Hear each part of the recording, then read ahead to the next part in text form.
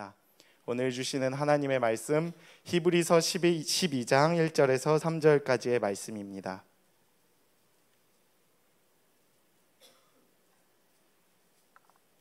네, 말씀이 3절밖에 안 돼서요, 우리 모두가 한 목소리로 교독하도록 하겠습니다.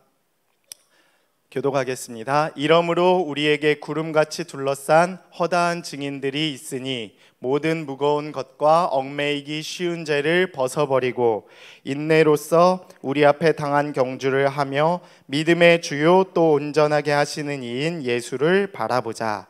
그는 그 앞에 있는 기쁨을 위하여 십자가를 참으사 부끄러움을 개의치 아니하시더니 하나님 보좌 우편에 앉으셨느니라. 너희가 피곤하여 낙심하지 않기 위하여 죄인들이 이같이 자기에게 거역한 일을 참으신 이를 생각하라. 아멘. 네, 오늘 저는 예수를 바라보자 라는 제목으로 하나님 말씀 선포하도록 하겠습니다.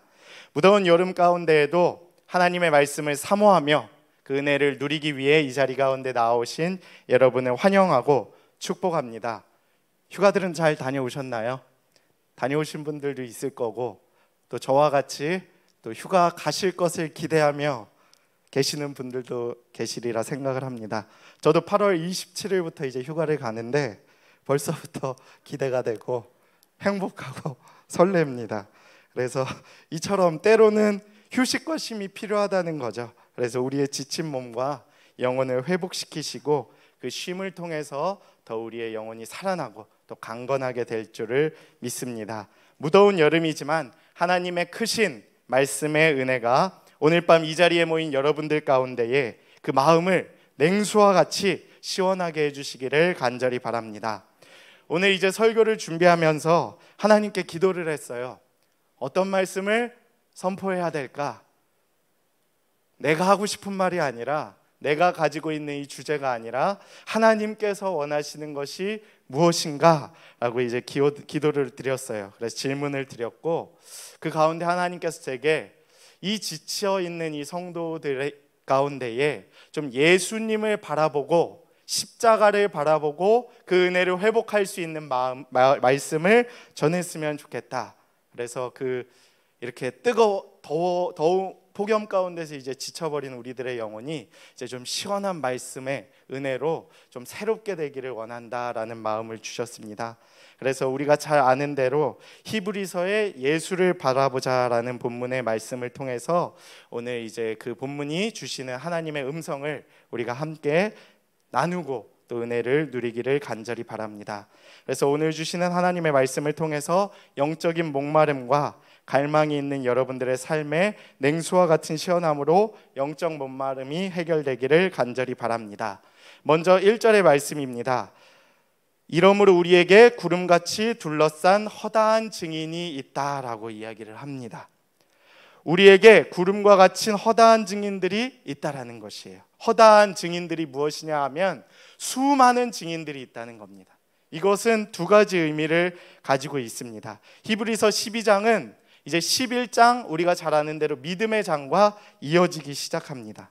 그래서 11장에서 세상에 하나님을 믿고 구원을 얻기까지 남다른 믿음을 가지고 고군분투했던 믿음의 싸움을 승리했던 선조들이 나오죠. 아브라함, 이삭 쭉쭉쭉 나오면서 그 선조들을 열거하고 있는데, 그 위대한 조상들이 12장 1절에 보면 허다한 증인들이라고 표현이 되고 있는 것입니다. 이 말의 의미는 마치 경기가 열리는 스타디움 있죠. 예전에 로마 시대에 보면 스타디움을 가득 채워서 응원하고 있는 관중들과 같은 모습이 나타나고 있다라는 거예요. 믿음의 선배들이 그 스타디움을 가득 채워서 수많은 증인들로서 바라보고 있다라고 하는 얘기입니다. 그리고 다른 쪽으로 살펴보면 응원보다는 그 증인들은 긴장을 유발시키는 존재로서 그 가운데 있다라는 것이죠. 응원을 하면서도 때로는 그 경기를 하는 경기자들에게 긴장을 유발시키는 존재들로 역할을 하고 있다라는 것입니다. 증인들의 역할이 바로 그것이거든요. 이 두 가지를 적절하게 이제 조합을 해보면 이 허다한 증인들은 그 스타디움에 앉아서 믿음의 경주를 하고 있는 사람들에게 긴장을 유발시키게 하고 힘이 되게 하고 그 사람들이 경기를 잘 할 수 있도록 응원을 하고 있는 사람들이라는 것입니다. 우리보다 먼저 그 길을 앞서갔었던 사람은 의미가 좀 다르죠. 내가 겪고 있는 이 고난을 어떤 사람이 먼저 겪었어요. 예를 들어 제가 어느 날 갑자기 좀 아팠어요. 근데 옆에 계셨던 우리 권사님께서 저와 똑같은 질병을 겪고 그것을 이제 완전하게 완쾌하신 분입니다.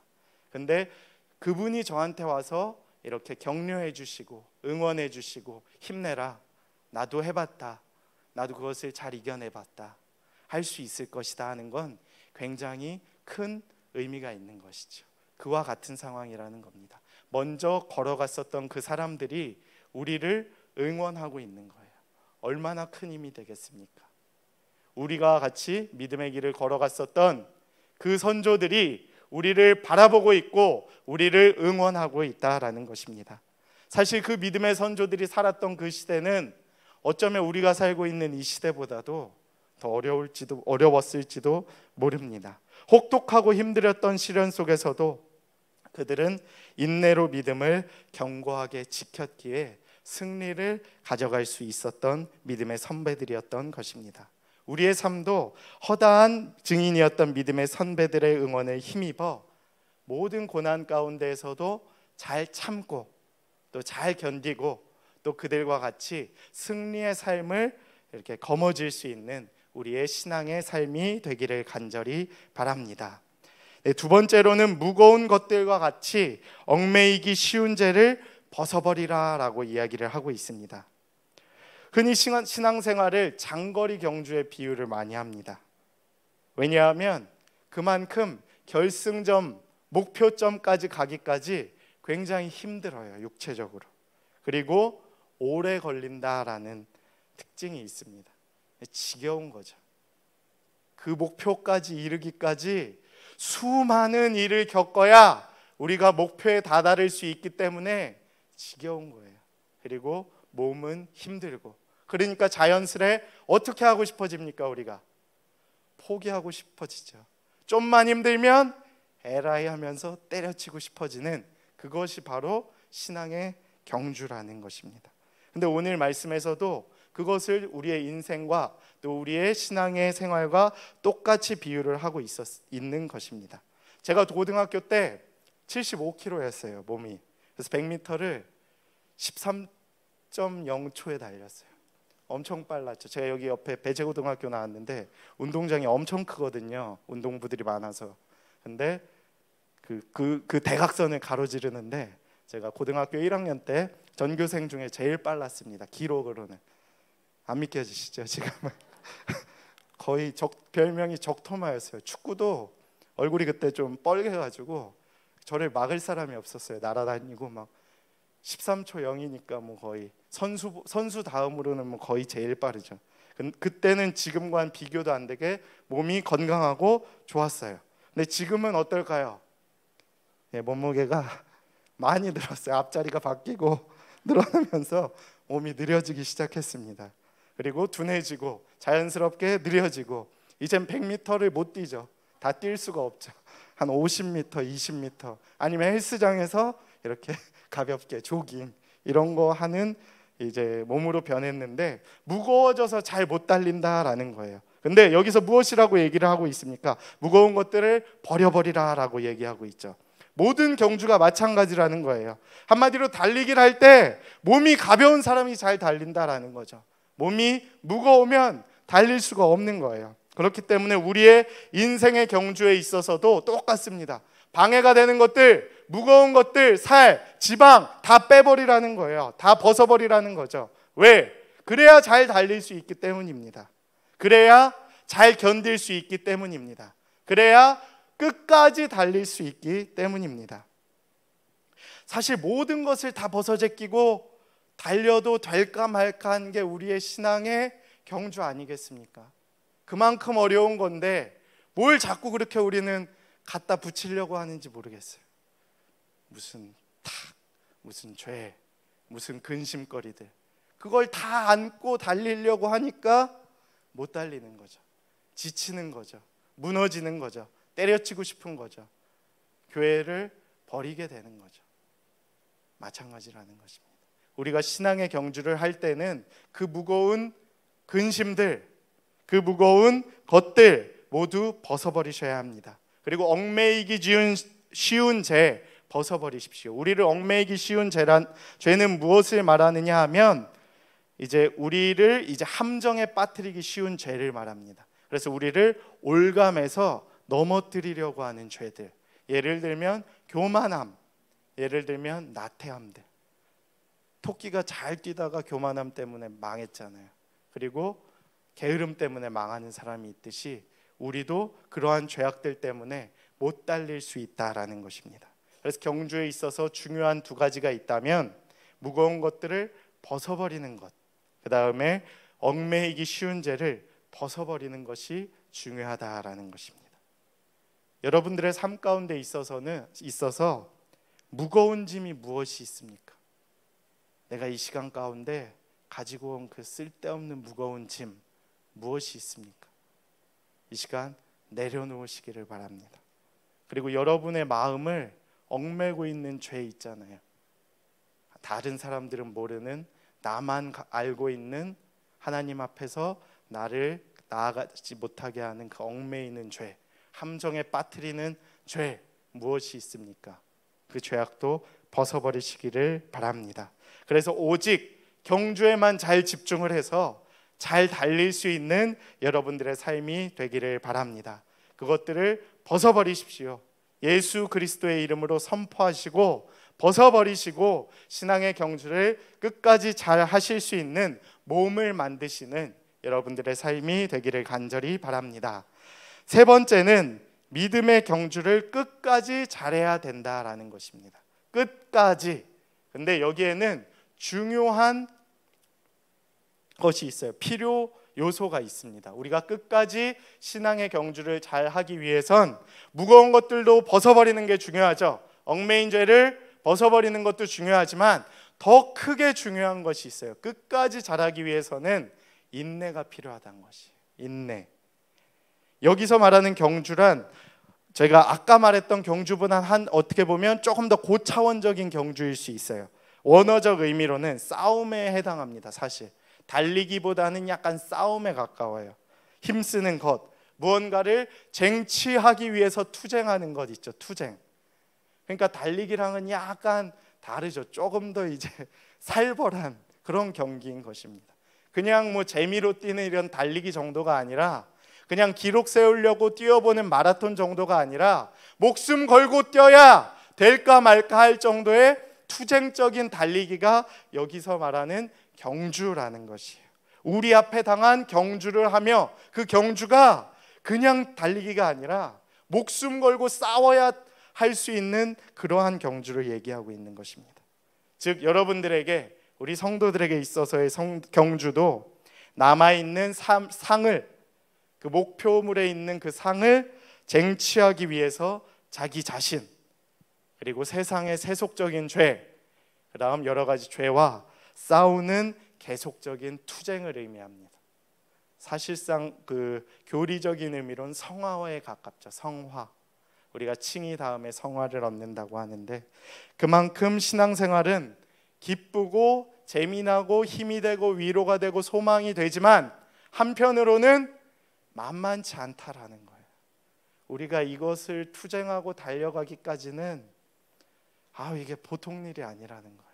그 길 가운데에는 수많은 역경과 수많은 고난과 수많은 싸움들이 우리를 기다리고 있다라는 겁니다. 그래서 성경에서 이야기들도 대부분 고난을 잘 견뎌내고 이긴 인물들의 이야기가 대부분 많잖아요. 그렇기 때문에 우리 앞에 놓인 그 믿음의 경주도 어쩌면 기쁨보다는 고통과 투쟁과 그 다음 싸움만이 가득할 수도 있다라는 것입니다. 환난과 고난 가운데에서도 그 어려움을 이겨내고 하나님만 붙잡고 나아가면서 신앙을 회복하는 것이 어떻게 보면 우리의 믿음 생활의 참된 매력이라고 생각을 합니다. 다른 성경에도 그래서 이에 대해 다음과 같이 말씀을 하고 있습니다. 로마서 5장 3절에서 4절의 말씀인데 함께 보도록 하겠습니다. 로마서 5장 3절에서 4절.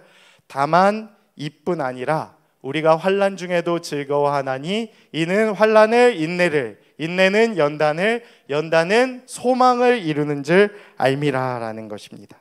그래서 우리가 환난 중에서도 즐거워할 때에 환난이 인내를 가지고 오게 되고, 그 인내를 잘 견디고 또 그 인내를 잘 이겨낼 때에 우리가 소망을 얻게 된다라는 것입니다. 연단과 소망을 이루는 삶이 우리 앞에 놓여 있다라는 것입니다. 그렇다면 성경에서 이야기하고 있는 인내란 무엇일까요? 인내, 여기서 인내를 하라고 하는데 우리는 그럼 어떠한 인내를 해야 합니까? 인내는 우리의 구원자 대신, 우리의 구주 대신 우리보다 먼저 앞서가신 믿음의 선두주자인 예수 그리스도께서 행하셨던 인내를 그대로 하면 됩니다. 근데 예수님께서 가장 큰 인내를 하셨죠. 어떤 인내를 하셨습니까? 바로 여기 있는 이 십자가에 달려 돌아가신 것이 가장 큰 인내라고 이야기를 하고 있는 것입니다. 사탄의 유혹과 참기 어려운 그 고난과 역경 속에서도 예수 그리스도께서 인내의 모범을 보이셨다라는 것입니다. 그래서 그 어려운 것들이 이제 참기 어려운 것으로 이어지는 경우들도 있고 또 안타까운 일로 우리 이어지는 경우들이 많은데 예수님께서는 그 모든 것을 이겨내신 모범이 되셨기에 우리가 그 길을 걸어갈 수 있는 것입니다. 성화의 개념도 마찬가지예요. 우리가 죄사함을 얻고 구원받은 인간이 하나님의 거룩한 성품을 닮아가는 과정이 성화인데 그 구원을 약속받은 우리에게 그럼 가야 할 길이 무엇이 있겠습니까? 바로 성화의 길, 계속해서 그 거룩함을 닮아가는 과정을 죽기까지 행해야 한다라는 것이에요. 믿음의 선포도 중요하지만 그 믿은 이후의 삶도 굉장히 우리에게 중요하다라는 것이죠. 그래서 예수님 다시 오시는 그날까지, 그리고 우리가 죽는 그날까지 우리는 거룩한 그 성화의 과정을 닮아가야 할, 믿음의 경주를 행해야 할 의무가 있다라는 것입니다. 그래서 사도 바울도 죽기 직전에 이렇게 고백했죠. 디모데후서 4장 7절에 보면 이렇게 고백합니다. 나는 선한 싸움을 싸우고 나의 달려갈 길을 마치고 무엇을 지켰으니 믿음을 지켰으니 라고 고백을 하고 있습니다. 사도 바울이 죽기 직전에 마지막으로 지었던 책에 고백하는 내용이죠. 사도 바울과 같은 이 믿음의 고백을 하는 삶의 끝을 우리도 갖게 되기를 소망합니다. 본문 말씀에서 나타나고 있는 경주의 목적은 어떻게 보면 이기기 위함에 있는 것 같지는 않아요. 이기려고 경주를 하는 게 아니라 어떻게 보면 완주가 목적에 가깝습니다. 완주, 끝까지 달리는 것. 1등 하려고 하는 게 아니라 완주하려고 우리가 달리는 것이죠. 그래서 마가복음 13장 13절에 보면은 또 너희가 내 이름으로 말미암아 모든 사람에게 미움을 받을 것이나 끝까지 견디는 자는 구원을 받으리라. 끝까지 견디는 자가 하나님의 상을 받을 수 있다라는 것입니다. 성경에서 언제 우리에게 1등 하라고 한 적이 있어요? 언제 성경에서 우리에게 부자 되라고 했습니까? 그건 그냥 인간적인 마음이죠. 우리가 믿음의 경주를 이렇게 행함에 있어서 언제 하나님께서 우리에게 1등을 하라고 하셨습니까? 언제 우리에게 부자가 되는 삶을 원하셨습니까? 언제 예수님께서 그러한 삶을 사셨냐 말이지요. 그러니까 여러분도 너무 잘하려고 하지 마세요. 잘하려고 하다 보면 사고가 나는 거예요. 안 되는 실력 가지고 잘하려고 하다 보니까 거짓을 갖다 붙이고 자꾸 끌어다 쓰고 뭘 갖다 붙이기 때문에 사고가 나는 거죠. 근데 하나님께서 원하시는 것은 욕심부리고 교만하고 나태하고 다른 죄악들을 통해서 완주하라는 것이 아니라, 그것을 통해서 너희가 잘하라고 하는 게 아니라 오직 믿음을 가지고 믿음의 경주를 완주하는 데 목적을 가지고 잘 달려나가라라고 이야기를 하고 계십니다. 그래서 우리의 삶 가운데에서도 고난과 아픔 가운데에서도 이렇게 뭐라 그러죠? 그거 이렇게 나쁜 생각들을 하지 마시고 자꾸 그 잔대가리라 그러나요? 그런 거 잔꾀를 부리지 마시고 좀 정직하게 바르게 걸어가실 수 있게 되기를 원합니다. 그래서 오늘 여러분에게 주어진 삶을 한 걸음씩 잘 경주하고 또 때로는 치열하게 싸우고 도전하시고 찔림 가운데에서 이렇게 도전을 하시고 싸우실 수 있는 여러분들의 삶이 되기를 간절히 바랍니다. 그리고 네 번째로는 이제 마지막으로 믿음의 주이신 예수님을 생각하고 또 예수님을 바라보라라는 것입니다. 안타깝게도 우리 주변에는 많은 신앙생활을 하는 분들이 계심에도 불구하고 이제 예수 그리스도보다는 십자가보다는 다른 것들을 바라보고 이제 달려가시는 분들이 많으세요. 그러다가 낙심하고 넘어지고 포기하는 것을 볼 수 있습니다. 즉 그들의 마음 가운데에는 때로는 예수님보다 더 솔깃한, 또 예수님보다 더 매력적으로 보이는 듯한 그 죄를 탁 물므로 말미암아 넘어지게 되는 사람들이 굉장히 많이 있습니다.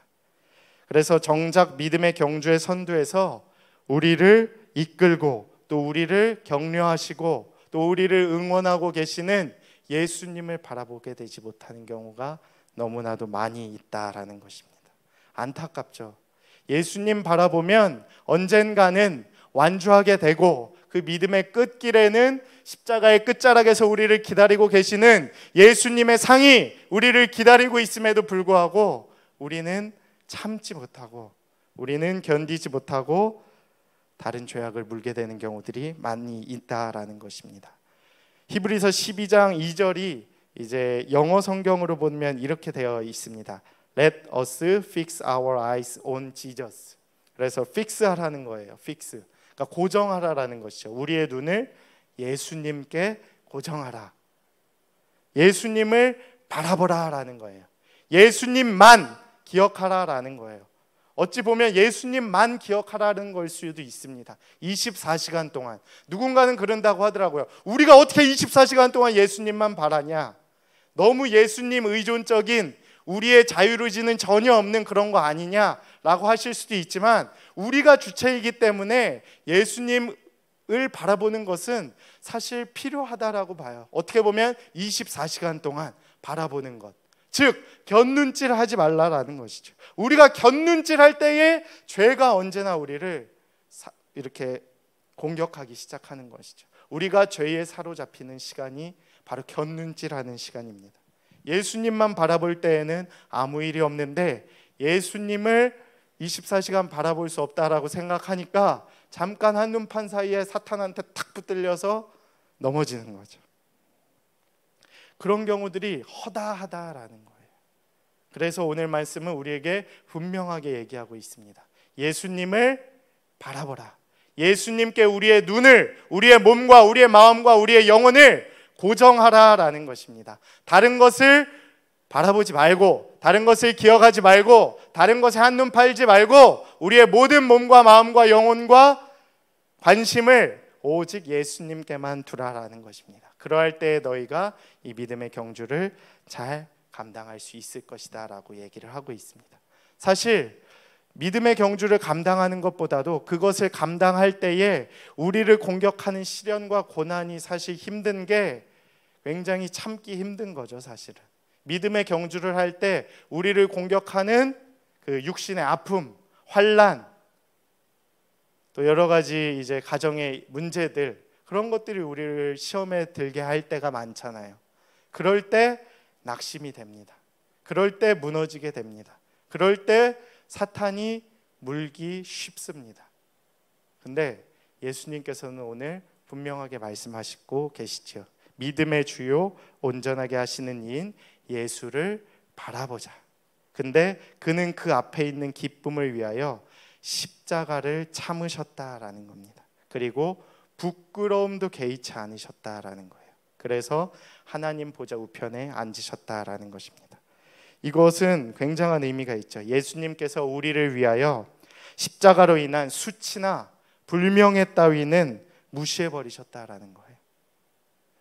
하나님과 동등된 위치에 있는 그분이 십자가에서의 수치를 잊어버리셨다는 거예요. 우리 때문에. 그리고 그 앞에 있는 즐거움을 위해 십자가를 참으셨다라는 거예요. 그리고 결국 하나님 보좌 우편에 앉으셨다라는 거죠. 우리가 바라보아야 할 예수님께서는 죄인들의 반항과 거역을 참으셨습니다. 우리가 살아가면서 겪게 되는 많은 아픔들이 있죠. 고난이 있죠. 힘든 게 있죠. 근데 그 중에서도 유독 힘든 것 중에 하나가 관계예요. 근데 관계 중에서 오는 것 중에서도 힘든 게 배신. 우리 공 목사님도 잘 몇 번 얘기하셨었죠. 배신당할 때가 좀 힘드시다고. 저도 이런 것을 몇 번 경험해 봤습니다. 어떤 한 교회에서 40년 동안 성도들을 이제 사랑하시며 목회를 잘하시고 은퇴한 목사님이 계세요. 근데 후임 목사를 이제 잘못 세워서 교회가 망가졌습니다. 그래서 교회가 분열되고 싸우는 모습을 봤습니다. 그래서 이제 한동안 후에 그 목사님한테 가서 여쭤봤어요. 좀 평안해졌을 때 그동안 어떤 점이 제일 힘드셨습니까? 라고 여쭤보니까 그분이 이렇게 대답을 하시더라고요. 내가 영적으로 잘 지도하고 가르치고 키웠던 그 성도들이 나를 공격하고 배신하고 내 등 뒤에 칼 꽂을 때가 제일 이렇게 견디기 힘들었다